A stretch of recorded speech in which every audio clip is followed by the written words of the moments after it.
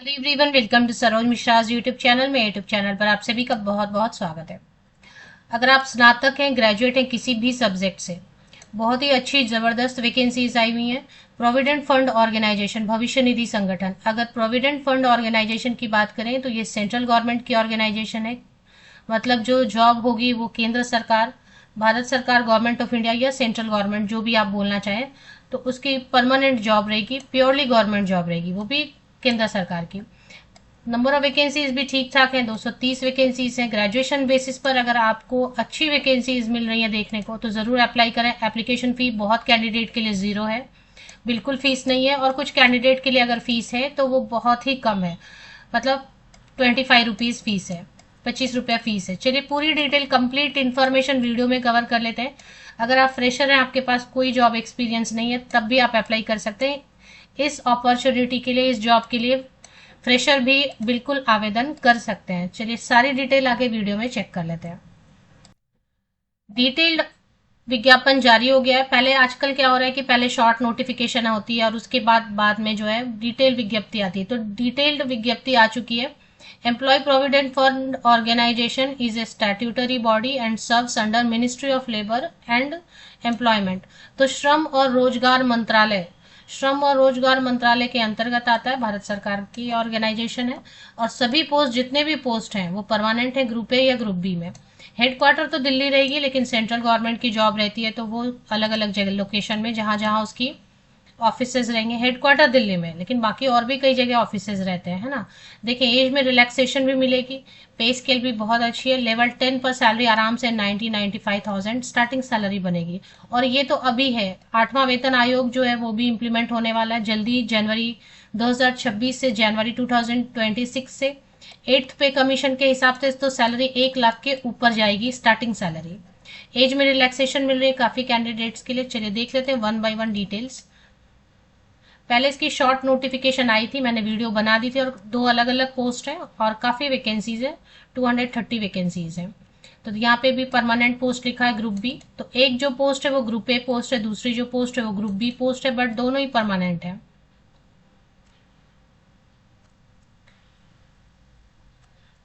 Recruitment special advertisement है 52/2025। Union public service commission ने हालांकि जारी किया है। जारी एग्जाम वगैरह, मतलब भर्ती एग्जाम जो है वो यूपीएससी ले रही है, लेकिन वो ऑर्गेनाइजेशन जहां पे पोस्टिंग होगी वो प्रोविडेंट फंड ऑर्गेनाइजेशन है।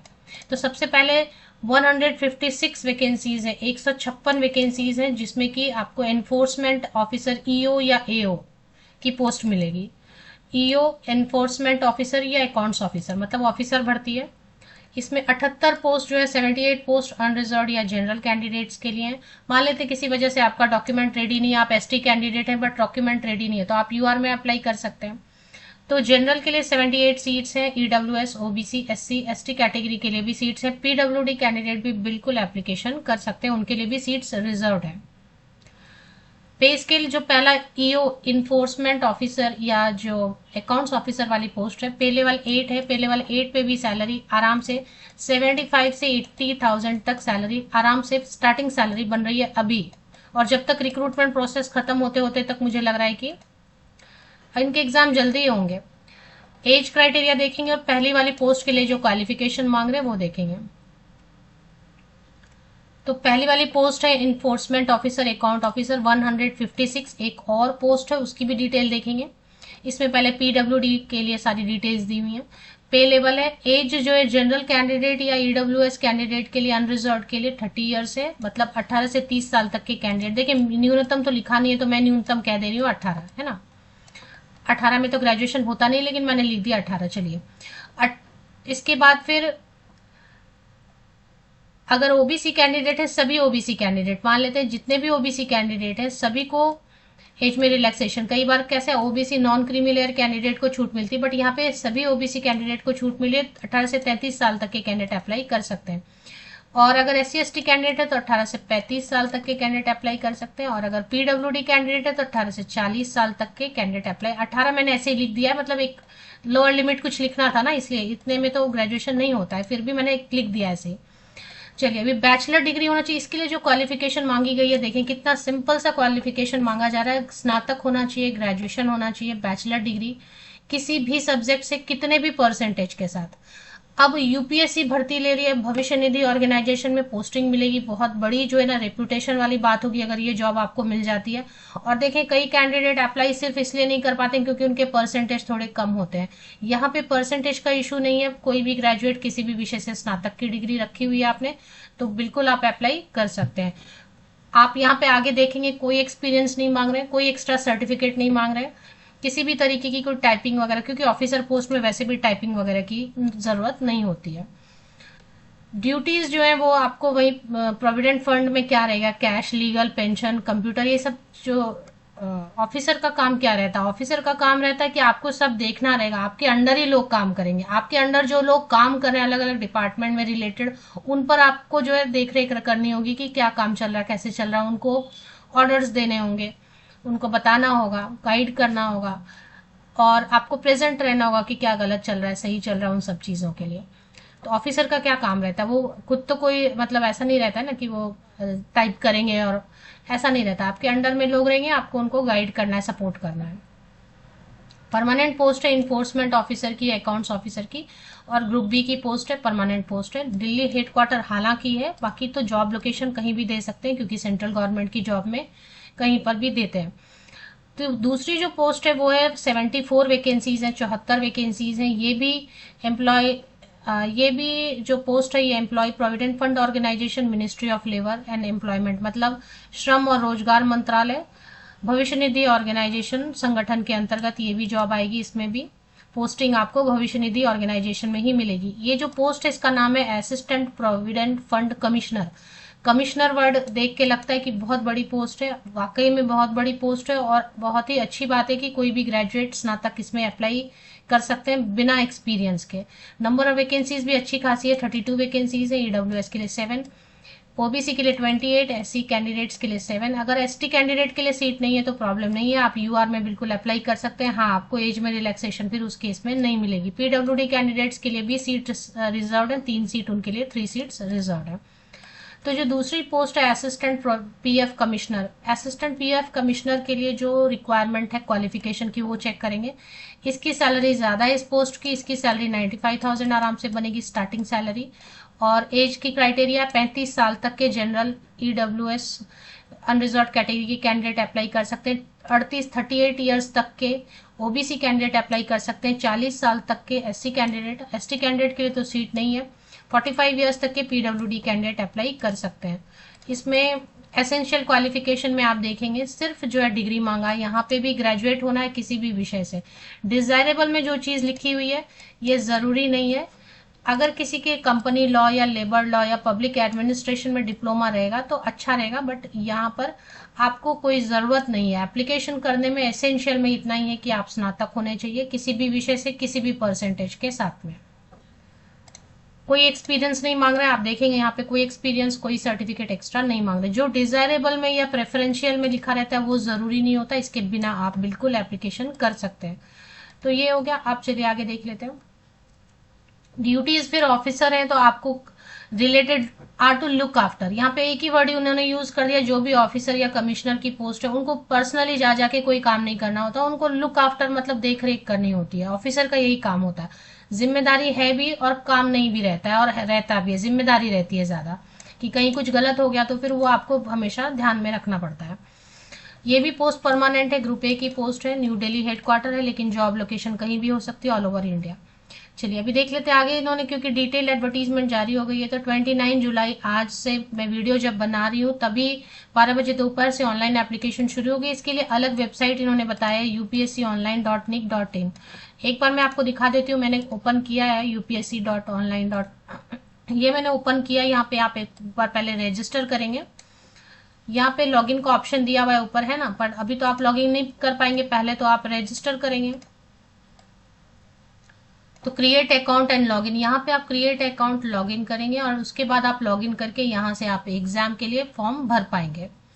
तो ये अलग से दिया हुआ है इसी एडवर्टीजमेंट में। मैं आपको पूरी बात बताऊंगी। यूपीएससी के वेबसाइट पे जाना है, उसके बाद कैसे आपको ये विज्ञापन मिलेगा और कैसे आप upsconline.nic.in पे पहुंचेंगे। पहले मैं सिलेबस वगैरह देख लेती हूँ। तो 29 जुलाई से, आज से जब मैं वीडियो बना रही हूँ तब से ऑनलाइन एप्लीकेशन शुरू हो चुकी है।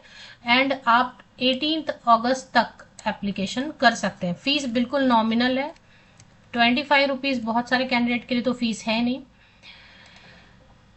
तो जितने भी फीमेल कैंडिडेट हैं, चाहे किसी भी कैटेगरी की महिला अभ्यर्थी फीमेल कैंडिडेट हो, किसी भी कैटेगरी के, उनके लिए फीस नहीं है। SC ST PWD कैंडिडेट के लिए भी फीस नहीं है, और बाकी जितने मेल कैंडिडेट हैं जनरल OBC EWS कैटेगरी के, उनके लिए 25 रुपीज़, 25 रुपया फीस रहेगा। चलिए, अगर दोनों के लिए अप्लाई करना है तो वो कर सकते हैं आप अप्लाई। कुछ कैंडिडेट का ऐसा भी क्वेश्चन रहेगा, क्या दोनों के लिए अप्लाई कर सकते हैं? तो आप दोनों के लिए अप्लाई कर सकते हैं। इसका मतलब है कि एग्जाम की परीक्षा की तिथि दोनों के लिए अलग अलग डेट रखे जाएंगे, तभी तो आप दोनों के लिए अप्लाई कर सकते हैं। अलाउ किया है मतलब 2 एग्जाम के डेट रखेंगे, पर फिर वो हो जाता है कि सेंटर कहाँ पे दे देंगे, तो भागा दौड़ी हो जाएगी। उसके लिए आपको फिर मेंटली प्रिपेयर होना पड़ेगा। 2 के लिए अप्लाई करेंगे तो जिनको फीस नहीं देनी है वो तो ठीक है, जिनको देनी है उनको 25+25 25+25 50 रुपीज़ देनी होगी। अभी अगर कुछ एग्जाम का पैटर्न वगैरह डिस्कस किया है तो वो चेक कर लेते हैं। और उसके बाद देखिए, इनका एडवर्टीजमेंट UPSC का बहुत ही सिंपल है, हाउ टू अप्लाई, तो ठीक है। यूनिवर्सल रजिस्ट्रेशन, ये एक has to be done only once in life. चलिए देख लेते हैं। इंटरव्यू होगा, वो सब ठीक है। एग्जाम का पैटर्न मैं देखना चाह रही थी। मैंने एक बार और वीडियो बनाई थी UPSC करके, उसमें मैंने बताया था बहुत कुछ, लेकिन अभी क्योंकि अभी इनका खुद का ये देखिए OMR शीट दिखा रहे हैं, मतलब OMR शीट पे होगा। तो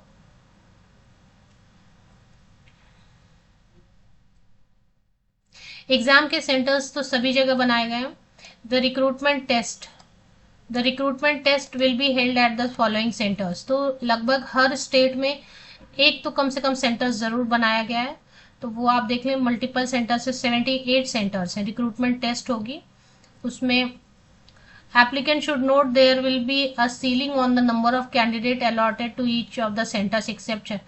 तो वो आप जो है ना, जल्दी अप्लाई करेंगे तो आपको अपने चॉइस का मिल जाएगा, नहीं तो फिर चॉइस का नहीं भी मिल सकता, यही बोल रहा है। तो ये तो सेंटर्स की बात हो गई। अभी एग्जाम का पैटर्न अगर डिस्कस किया है तो वो चेक कर लेते हैं। ऑनलाइन एप्लीकेशन मैंने बताया 18 अगस्त तक आप कर सकते हैं। ई एडमिट कार्ड जारी किया जाएगा।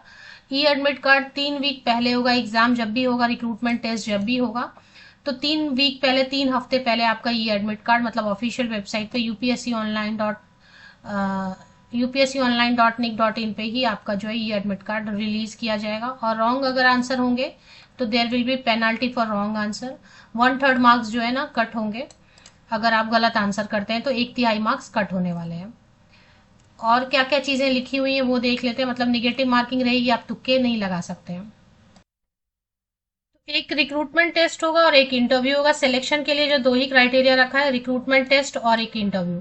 तो वेटेज आपको रिक्रूटमेंट टेस्ट को मिलेगी 75% वेटेज, और इंटरव्यू को मिलेगा 25% वेटेज। तो final merit list recruitment test और इंटरव्यू मिला के बनाई जाएगी। और इसमें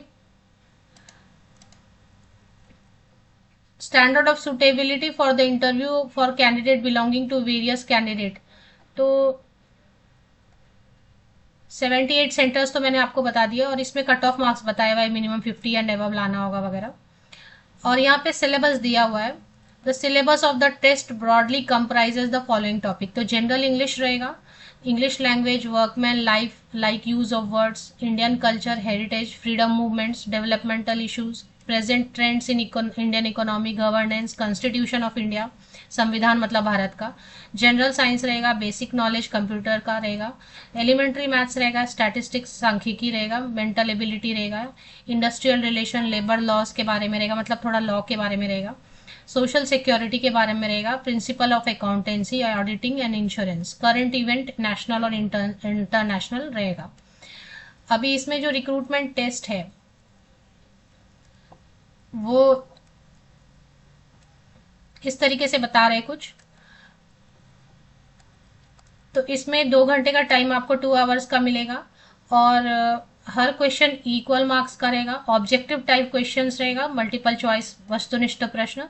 क्वेश्चन आप हिंदी में भी पढ़ के आंसर कर सकते हैं, हिंदी का भी ऑप्शन रहेगा, इंग्लिश का भी। और अच्छा, इंटरव्यू में भी आपको हिंदी का ऑप्शन रहेगा। देयर विल बी पेनाल्टी, तो 1/3 रहेगा ही रहेगा। और सिलेबस आपको दे दिया है, सिलेबस यही है, पढ़ना है, तो इतना बता दिया है। प्रोबेशन रहेगा 2 साल का। एक परिवीक्षा काल रहती है शुरू में, जो होता है ना कोई भी गवर्नमेंट जॉब में 2 साल का परिवीक्षा पीरियड, ट्रेनिंग पीरियड जिसे आप बोलते हैं, या प्रोबेशन पीरियड बोलते हैं, ये 2 इयर्स का रहता है। उसके बाद वो एब्जॉर्ब कर लेते हैं एज परमानेंट एम्प्लॉय। परमानेंट तो है ही है, लेकिन 2 साल कुछ मतलब ट्रेनिंग या इस तरीके का अलग अलग सेक्शन में भेजते हैं। अलग अलग प्रोबेशन पीरियड में थोड़ा सा अलग रहता है काम करने का पैटर्न, वो अलग अलग सेक्शन में भेजते हैं वगैरह।